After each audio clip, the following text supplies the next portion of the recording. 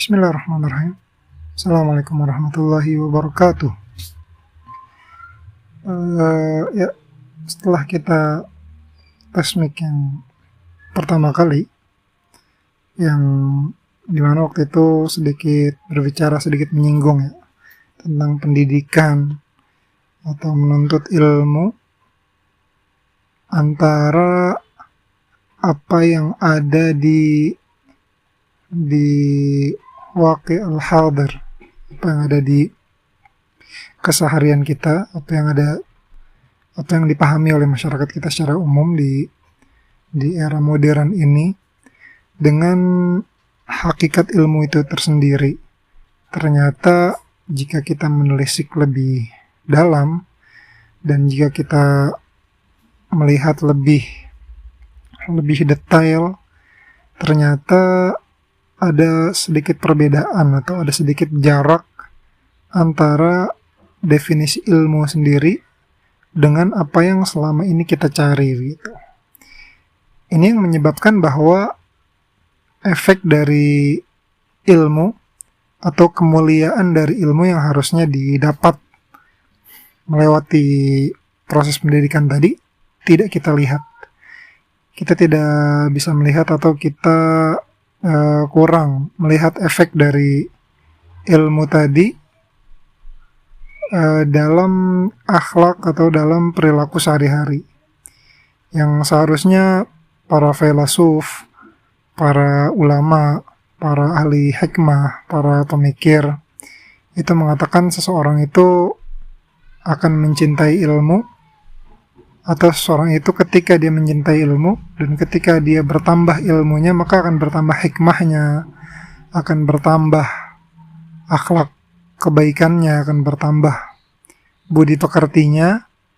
Tapi nyatanya orang-orang yang dikatakan berilmu tinggi atau dikatakan berpendidikan tinggi itu tidak seperti itu gitu, masih berkutat pada keserakahan, masih berkutat pada bahkan kekejaman, kekejian, dan akhlak-akhlak yang justru terkadang lebih rendah daripada orang-orang yang tidak melalui proses pendidikan atau proses menuntut ilmu tadi.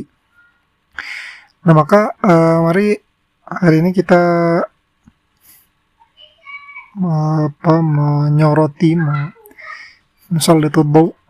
menyorot tentang definisi apa itu ilmu. Tentunya dari kacamata para ulama syar'i, ulama syariah, yang ini juga tidak semuanya, hanya sebagian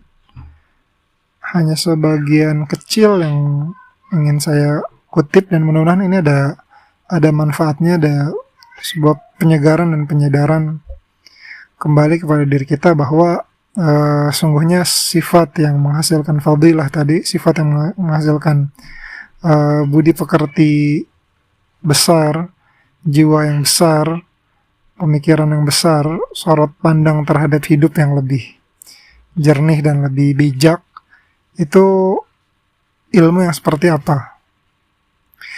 Nah, di sini misalnya saya akan mengutip dari 3 fun ilmu syariah saja. Kenapa harus ilmu syariah? Karena pertama, ilmu syariah ini ilmu yang menyatukan antara hakikat falsafiyah atau hakikat kefilsufan dengan ruh agama. Yang ruh agama ini bercampur antara wahyu dengan ketakwaan seseorang yang terdefinisikan dengan suluknya dia, dengan ibadahnya beliau, dengan proses pemurnian hatinya para ulama tersebut. Ya, maka ulama yang mu'tabar atau ulama yang bisa diambil ilmunya adalah selain cerdas, selain dia punya kafaah atau kredibilitas keilmuan lewat belajar yang panjang, tulisan yang karya-karya tulis yang baik dan ilmiah yang teruji, juga ada sisi ketakwaan, ada sisi bahwa dia itu menulis itu apa adanya, seperti apa yang harus ditulis. Tidak misalnya kalau kita di zaman sekarang terkadang ada orang yang ya dia tahu bahwa yang hak itu adalah A, tapi demi kepentingan ya negaranya, demi kepentingan dirinya pribadi, demi kepentingan lembaga, demi kepentingan ekonomi dan lain sebagainya, dia mungkin agak-agak berbelok ke tempat lain. Nah, ini yang tidak kita temukan di ulama syariah. Baik, yang pertama misalnya di lisan al-Arab. Walaupun kita tidak akan baca semuanya, di lisan al-Arab ini bab A5 itu ada sekitar 16 halaman. Tadi saya hitung.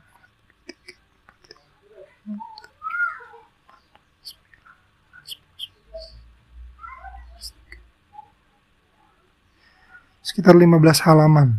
15 atau 16 halaman tadi.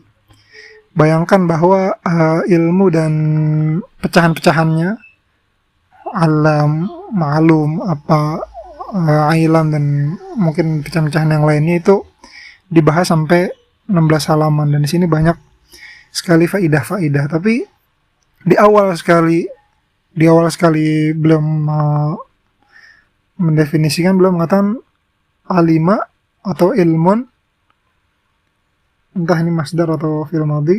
Ilmu itu min sifatillahi azza wajal al-alim wal-alim wal-allam. Bahwa ilmu itu definisi terdekatnya atau definisi yang paling pertama terbersit di pemikiran Ibn Manzur, sang musannif lisan al-Arab, salah satu kamus terbesar di bahasa Arab dan kamus terbesar di seluruh bahasa dunia, mungkin sekitar 10 jilid. Kamus ini sekitar 14 jilid, 15 jilid. Gitu ya. Kamus yang besar ini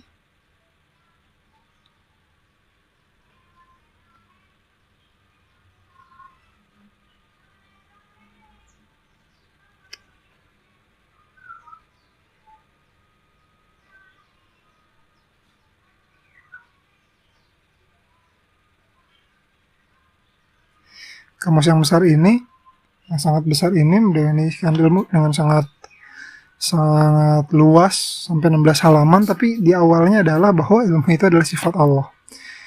Bahwa ilmu ini sifat daripada sifat-sifat Allah yang jadi seolah-olah itu nggak perlu dijelasin lagi gitu. Apa sih sifat Allah? Nanti kita akan lihat di kitab akidah, apa itu sifat Allah al-ilm, yang sifatnya itu dikatakan Allah alim atau alim. Innallaha sami'un alim.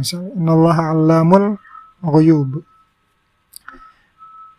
Sifat Allah dan seterusnya beliau mengatakan bahwa ya, suatu kemuliaan jika ada seorang yang bisa mendapatkan sifat ini gitu, atau di suatu keagungan yang luar biasa jika kita punya sifat yang menyerupai sifat Tuhan, sifat Rabbul Alamin. Walaupun tentunya sesempurna-sempurnanya sifat makhluk tidak akan sama dan tidak akan, ya sangat jauh berbeda lah dengan sifat Allah, tapi satu kemuliaan jika kita semakin mendekati sifat kita, sifat zat yang mulia, sifat Allah, sifat makhluk-makhluk yang mulia dan lain sebagainya. Dan sampai pada akhirnya nanti di sini beliau mengatakan bahwa mengutip ayat yang mengatakan innama yakhshallah min ibadihil ulama, bahwa yang hanyalah yang takut pada hamba-hambanya itu adalah para ulama. Dan beliau mengatakan bahwa di antara sebagian dari hamba-hambanya itu ada yang dikatakan ulama, dan itu adalah orang-orang yang takut pada Allah. Lalu kemudian beliau juga mengutip perkataan Ibnu Mas'ud yang mengatakan bahwa ilmu itu bukan banyaknya hadis atau banyaknya hafalan di riwayat yang lain kalau nggak salah. Tapi ilmu itu adalah khasyah, ilmu itu adalah takut. Nah ini terus apa definisinya? Itu apa kaitannya dengan terus ini kok jadi kayak agama banget gitu? Ini kok jadi tadi kan kita sedang berbicara tentang pendidikan. Nah seperti yang dikatakan sebelumnya bahwa ilmu itu kaitannya adalah dengan kasyaf atau dengan kita mengetahui sesuatu apa adanya. Kita bisa melihat sesuatu sesuai dengan kenyataannya. Jika kita mengatakan bahwa gelas itu ada airnya, maka memang pada kita tahu yang ada di ilmu kita atau tadi pemahaman kita bahwa gelas itu ada airnya, nah maka ilmu itu disebut ilmu, bukan jahal atau bukan kebodohan jika gelas itu benar-benar ada airnya. Nah maka kenapa ilmu itu dikaitkan dengan khasyah? Karena pada hakikatnya orang-orang yang tahu hakikat dunia ini, orang-orang yang tak melihat dengan kacamata yang jernih tentang hakikat dunia ini, efeknya adalah khasyah. Nah maka seolah-olah ada muqaddimah yang dihapus antara ilmu dan rasa takut atau dengan rasa khusyuk atau rasa khawatir. Bahwa setiap orang yang tahu, ciri-ciri orang yang alim adalah orang yang memiliki rasa takut. Itu muqaddimahnya adalah orang yang tahu natijahnya atau hasilnya adalah rasa takut. Nah sebetulnya di tengah-tengah ini ada pembahasan yang dihapus gitu, bahwa sesungguhnya orang yang tahu hakikat dunia ini, dia akan tahu bahwa dia itu siapa, datang dari mana, dia akan kemana, dia akan berpikir tentang hisab, dia akan berpikir bahwa suatu hari akan ada sidang besar di hari kiamat, sebelumnya dia akan ada interogasi yang istilahnya ya Allah tahu segala amal kita, tapi interogasi itu untuk mengambil pengakuan langsung dari diri kita, dari lisan kita bahwa kita memang benar-benar melakukan kejahatan-kejahatan pada diri kita, pada orang lain di alam kubur dan lain sebagainya.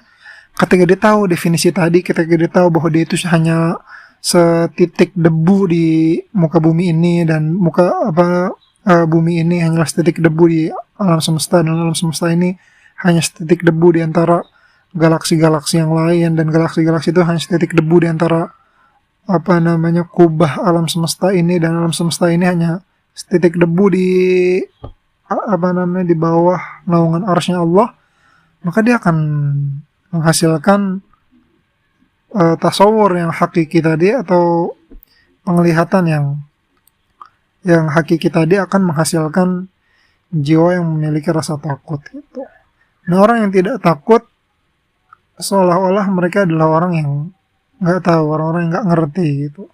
Walaupun mungkin mereka ngerti, tapi karena mereka tidak mendengarkan hakikat ini, atau mereka tersibukkan dengan hal-hal yang sifatnya tidak hakikat keberadaan dia, yang tidak berkaitan dengan dia. Misalnya orang takut dengan masalah rezeki, masalah ini lagi sedang krisis, sedang inflasi dan lain sebagainya. Itu sebetulnya pada hakikat itu bukan tugas dia, dan dia takut atau dia nggak takut, dia nggak berusaha, dia akan dapat rezeki yang sudah diatur, yang pembaginya itu adalah para malaikat, yang penentunya itu adalah Allah, yang itu sebenarnya ini nggak akan merubah apa-apa gitu.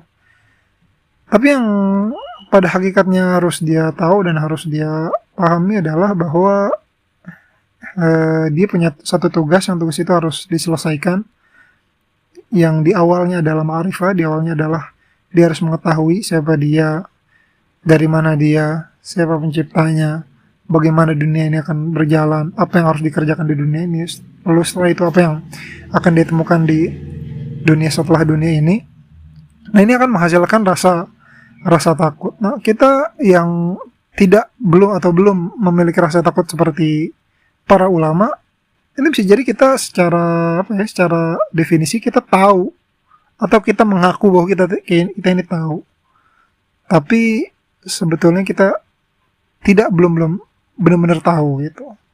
Sama seperti misalnya orang bilang gini, di hati-hati di depan ada anjing galak.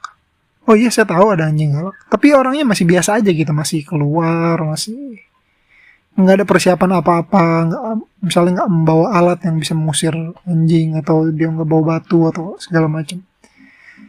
Nah ini sebetulnya orang ini nggak benar-benar tahu, dia tahu kalimat ada dan nggak tahu kalimat anjing dan tahu kalimat galak, tapi dia tidak meresap ke dalam hatinya apa makna itu gitu. Sama kayak anak kecil, jangan, itu ada bahaya.